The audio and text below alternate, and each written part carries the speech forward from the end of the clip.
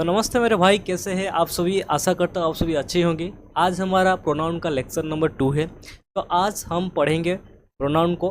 तो पहले लेक्चर में हम पढ़े थे क्या, इंट्रोडक्शन, और उसका जो बेसिक पार्ट था हम पढ़े थे। तो आज हम टाइप्स ऑफ प्रोनाउन पढ़ेंगे। तो अभी तक हमारा चैनल को सब्सक्राइब नहीं किया तो जल्दी से जाके सब्सक्राइब कर दीजिए। ऐसे ही हमारा डेली क्लास में आप जुड़ जाइए, ठीक है। तो चलो आज का सेक्शन स्टार्ट करते हैं। तो सबसे पहले आज हम क्या पढ़ेंगे, प्रोनाउन, जैसे कि हम टाइप्स ऑफ प्रोनाउन पढ़ेंगे। तो आज तुम्हारा क्या आएगा कि पर्सनल प्रोनाउन, ठीक है। जैसे कि पर्सनल प्रोनाउन में क्या होता है, ये पर्सनल प्रोनाउन में आपका पर्सन और पीपुल को शो करेगा, मतलब पर्सन और पीपुल को दिखाएगा। जो पर्सनल प्रोनाउन क्या होता है कि जो प्रोनाउन पर्सन और पीपुल को दिखाता है उसको हम पर्सनल प्रोनाउन बोलते हैं।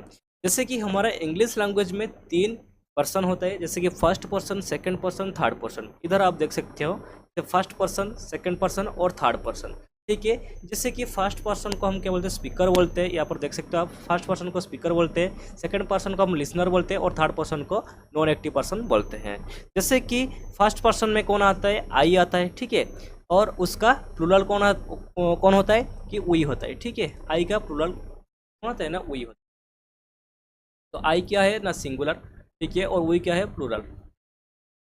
और सेकंड पर्सन में लिसनर आता है, जैसे कि यू होता है, ठीक है। यू क्या है, सेकंड पर्सन में आपका जो लिसनर होता है, ठीक है। आई स्पीकर होता है और यू लिसनर होता है, और यू का प्लूरल वही यू होता है, ठीक है। यू का प्लूरल वही यू होता है, ठीक है।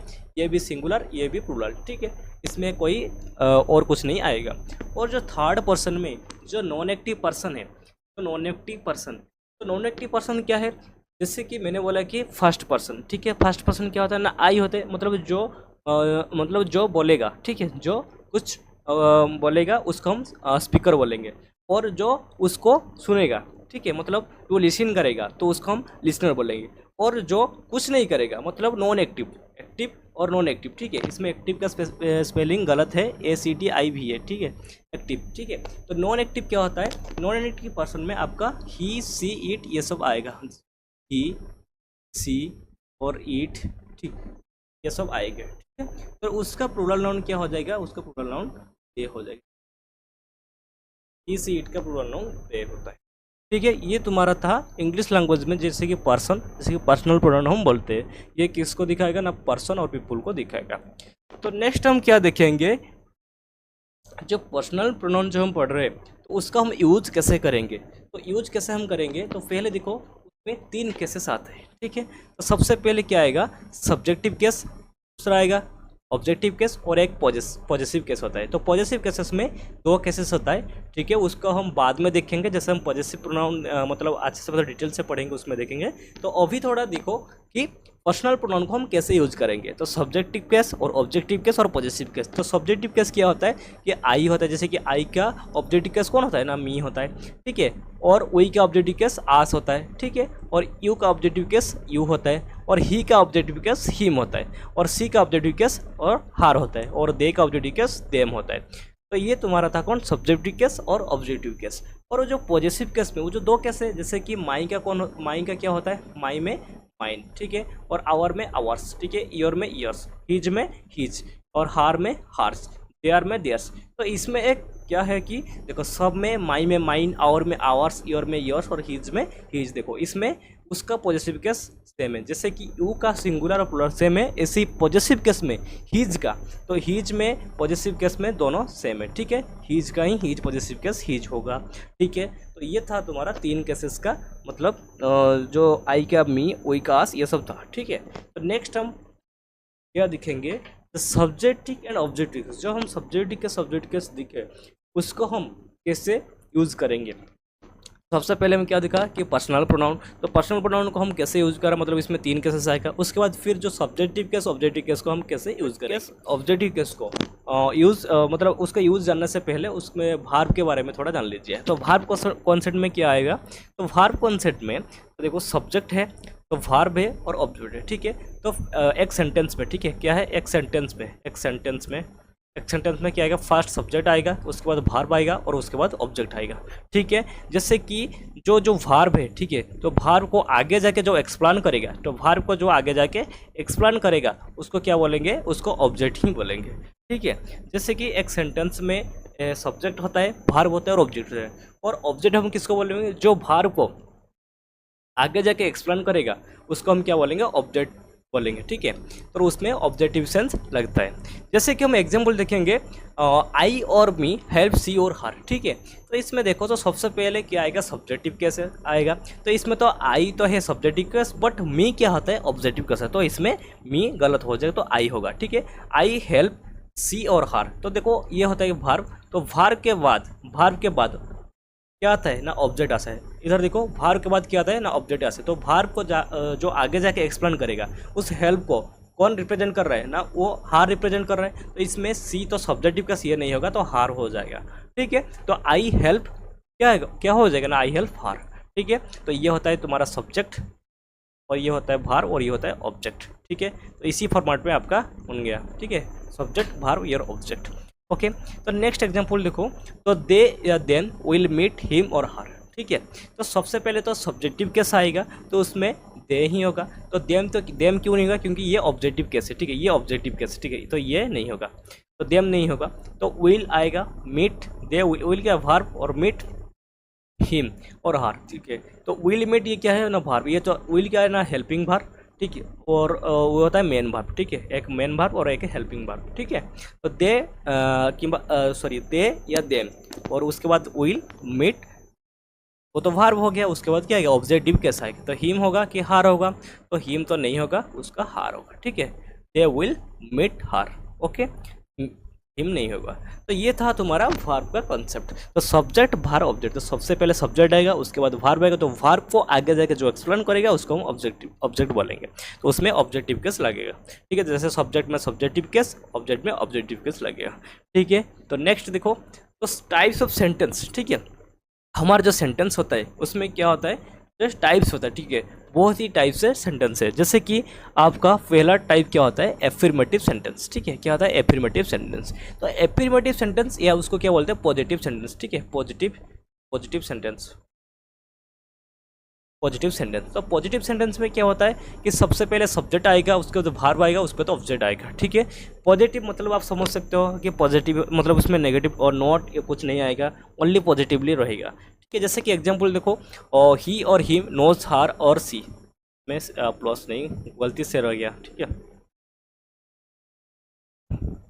ही और हिम नोज हार और सी। ठीक है, तो सबसे पहले तो सब्जेक्टिव कैसे तो ही होगा, तो हिम नहीं होगा। ठीक है, नोज क्या है? भार्ब। ठीक है, नोज क्या है? भार्ब, और हार क्या? हार हो जाएगा ऑब्जेक्ट। ठीक है, ऑब्जेक्ट, तो इसमें सी नहीं होगा। ठीक है, तो सब्जेक्ट आएगा, भार्ब आएगा, ऑब्जेक्ट है। तो इसमें हार क्यों हुआ, सी क्यों नहीं हुआ? क्योंकि भार्ब के बाद जो एक्सप्लेन करेगा तो इसमें ऑब्जेक्टिव केस, तो भार्ब के बाद ऑलवेज क्या आएगा? ऑब्जेक्टिव केस आएगा। ठीक है, भार्ब के बाद ऑब्जेक्टिव केस आ जाएगा, तो इसमें सी नहीं होगा, तो हार होगा। तो क्या होगा? ना ही नोज हार। ठीक है, क्या आएगा? ना ही नोज हार। ओके, ही नोज हार। नेक्स्ट आएगा तुम्हारा नेगेटिव सेंटेंस। तो नेगेटिव सेंटेंस क्या होता है? नेगेटिव सेंटेंस क्या होता है ना, जो नेगेटिव में क्या आएगा? नोट आएगा, तो उसको नेगेटिव सेंटेंस, जैसे कि सब्जेक्ट आएगा, उसके बाद हेल्पिंग वर्ब आएगा, उसके बाद नोट आएगा। ठीक है, तो इसीलिए वो नेगेटिव होता है। उसके बाद फिर मेन वर्ब आएगा, उसके बाद फिर ऑब्जेक्ट आएगा। ठीक है, उसके बाद फिर मेन वर्ब आएगा, उसके बाद फिर ऑब्जेक्ट आएगा। तो जैसे कि एग्जाम्पल्स देखो, तो दे या देम डू नॉट नो ही और सी। ठीक है, दे या देम डू नॉट नो ही और सी। तो पहले तो सब्जेक्टिव कैसा आएगा? तो देम तो नहीं होगा, क्योंकि देम क्या आता है? Objective case. लेकिन तो सेंटेंस के फास्ट में तो हमारा सब्जेक्टिव केस लगता है, तो इसीलिए हमारा क्या आएगा? दे आएगा। तो दे के बाद डे, डू नॉट। ठीक है, ये नेगेटिव सेंटेंस हो गया। नो, ठीक है, वो तो भार्ब होगा। ठीक है, वो तुम्हारा क्या हो जाएगा? भार्ब। ठीक है, भार्ब के बाद क्या आएगा? ना ऑब्जेक्टिव केस है। क्या आएगा? ऑब्जेक्टिव केस है। ठीक, ऑब्जेक्टिव केस क्या आएगा? ऑब्जेक्टिव केस, ऑब्जेक्टिव कैसे आएगा? तो इसमें ही होगा कि सी होगा? कि ही तो सर नहीं होगा, क्योंकि ही तो हमारा सब्जेक्टिव कैसे होता है, तो इसमें सी भी नहीं होगा। ठीक है, ही भी नहीं होगा, सी भी नहीं होगा, तो क्या होगा? ना हार हो जाएगा। ठीक है, हार हो जाएगा। दे डू नॉट नो हार। ठीक है, उसके बाद फिर हम देखेंगे क्या कि इंटरगेटिव सेंटेंस। तो हमें तो नेगेटिव सेंटेंस पढ़ा, फिर आ गया इंटरगेटिव सेंटेंस। ठीक है, तो इंटरगेटिव सेंटेंस क्या होता है? तो इंटरगेटिव सेंटेंस जैसे कि आपका क्वेश्चन मार्क वाला मतलब सेंटेंस होता है, ठीक है, क्वेश्चन मार्क। ओके, तो जैसे कि इसमें दो टाइप्स होता है, एक तो होता है येस और नो क्वेश्चन वाला, और एक होता है ओपन एंडेड या क्वेश्चन वर्ड क्वेश्चन, ठीक है। इसमें दो टाइप्स होते हैं, इंटरोगेटिव सेंटेंस में दो टाइप्स होते हैं, एक येस और नो क्वेश्चन और एक ओपन एंडेड क्वेश्चन या वर्ड क्वेश्चन। जैसे कि हम पहले देखेंगे, उसका पहला अब फॉर्मेट देखेंगे, तो पहले हेल्पिंग वर्ब आएगा, उसके बाद सब्जेक्ट आएगा, इसके बाद मेन वर्ब आएगा, उसके बाद ऑब्जेक्ट। तो एम भी मतलब क्या होता है, मेन वर्ब, ठीक है, मेन वर्ब। ओके, और उसके बाद ऑब्जेक्ट आएगा, और लास्ट में इसको ध्यान देगा कि उसमें लास्ट में क्वेश्चन मार्क आएगा, ठीक है। येस और नो क्वेश्चन में, येस और नो क्वेश्चन का मतलब क्या होता है, जैसे कि अगर आपको कोई क्वेश्चन पूछ रहा है, आप हाँ या ना में जवाब दे रहे हो, इसका हम क्या बोलेंगे, येस और नो क्वेश्चन, ठीक है। जैसे कि आपको कोई पूछ रहा है कि क्या तुम खाना खा रहे हो, क्या बोलेगा, जो आपको मतलब बोलेगा आंसर, हाँ हम खा रहे हैं खाना, इसमें हाँ या ना में जो जवाब देगा उसको हम येस और नो क्वेश्चन बोलेंगे, ठीक है। नेक्स्ट क्या होता है, डू, मतलब उसको एग्जाम्पल देखो थोड़ा, ठीक है। इसमें एग्जाम्पल, डू दे या देम मीट हिम और ही, देखो इसमें मैं तो आपको पढ़ाऊंगा, उसके बाद भी आपका जो एग्जाम्पल दूंगा उसको क्वेश्चन टाइप बेस्ड में दूंगा, क्योंकि आपका प्रैक्टिस भी हो जाएगा, ठीक है। आपका एरर धीरे धीरे बनना सॉल्व हो जाएगा।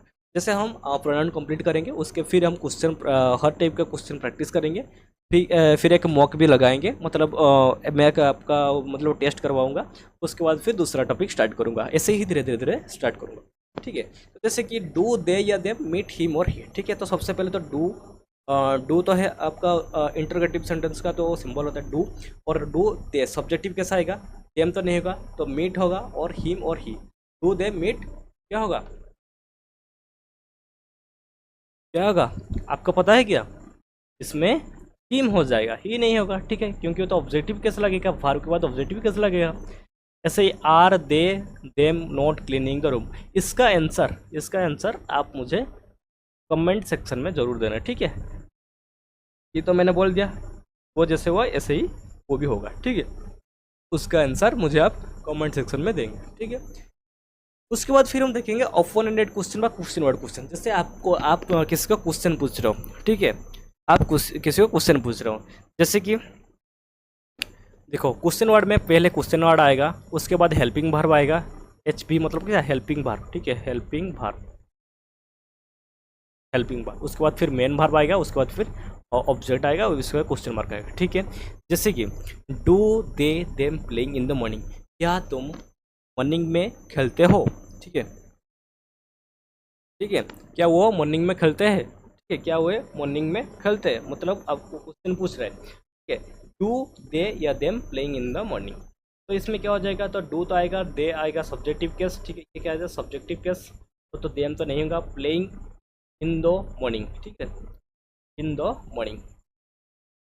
Where has he come, where तो आ जाएगा आपका जो क्वेश्चन वर्ड, ठीक है, ये क्या है क्वेश्चन वर्ड, ये है क्वेश्चन वर्ड, तो question word, where has he होगा, हिम नहीं होगा, और गॉन, और हैज हैव हेड के बाद भी थ्री फॉर्म आता है, ठीक है। बस आप अभी इतना ही जान लो, हैज या हैव, हेड के बाद क्या आता है ना, भार का भी थ्री फॉर्म आता है, भार का भी थ्री फॉर्म आता है, इसलिए हैज के लिए क्या आएगा, गोन आएगा, गो वेंट गॉन, ठीक है। तो ये हम टेंस में अच्छे से पढ़ेंगे, बस अभी उतना ही जान लो कि हैज हैव हेड के बारे में बाद में क्या आता है, भीतरी का फॉर्म आता है, इसलिए यहाँ पे गोन हो गया। तो ये था आपका येस और नो क्वेश्चन, ये था ओपन एंडेड क्वेश्चन, इसको हम अच्छे से भी समझ लिया कि इंटरोगेटिव सेंटेंस क्या होता है, ठीक है। तो अभी आएगा तुम्हारा क्या है, इम्पेरेटिव सेंटेंस, ठीक है।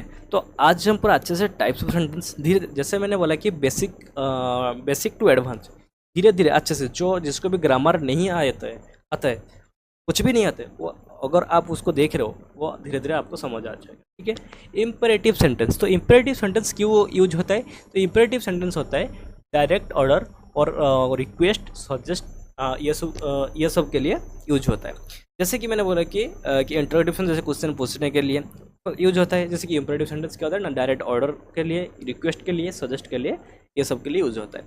इसमें क्या होता है ना, तो सबसे इम्पोर्टेंट बात ये होता है कि इसमें सब्जेक्ट जो होता है, सब्जेक्ट ये क्या होता है ना, हिडन होता है, ठीक है। इसमें क्या होता है ना, हिडन होता है, ठीक है, हिडन मतलब इसको सब्जेक्ट आपको नहीं दिखना मिलेगा, ठीक है, सब्जेक्ट आपको नहीं दिखना मिलेगा, क्योंकि सब्जेक्ट इसमें चिपके रहता है, ठीक है। जैसे कि उसका जो पॉजिटिव सेंटेंस के लिए, ठीक है, भार्ब आएगा, उसके बाद ऑब्जेक्ट आएगा, मतलब V1, ठीक है, भार्ब का V1 फॉर्म आएगा और ऑब्जेक्ट आएगा, मतलब ये पॉजिटिव सेंटेंस के लिए, पॉजिटिव सेंटेंस के लिए, ठीक है, पॉजिटिव सेंटेंस के लिए। और नेगेटिव सेंटेंस के लिए, डू नॉट आएगा, उसके बाद ऑब्जेक्ट आएगा।